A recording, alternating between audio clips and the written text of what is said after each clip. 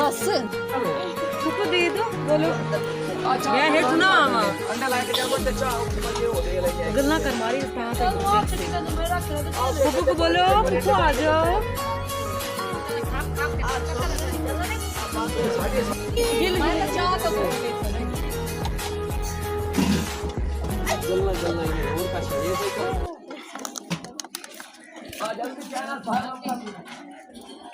ऊपर करो ऊपर ऊपर